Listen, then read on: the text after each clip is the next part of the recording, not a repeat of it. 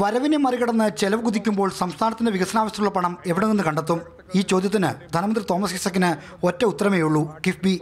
6500 കോടി രൂപയുടെ തീരദേശ ഹൈവേയും 3500 കോടി രൂപയുടെ മലയോര ഹൈവേ അടക്കമുള്ള നിർമ്മാണ പ്രവർത്തികൾക്കും കിഫ്ബി വഴി പണം കണ്ടെത്തണം.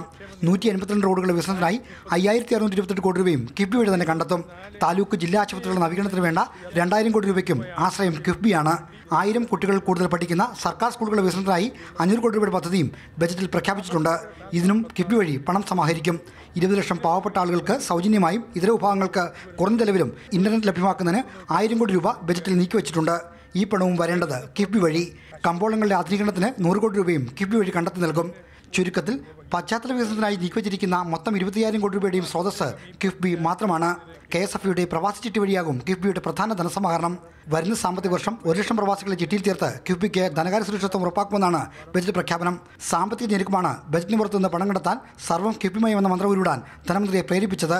മാതൃഭൂമി ന്യൂസ്, തിരുവനന്തപുരം.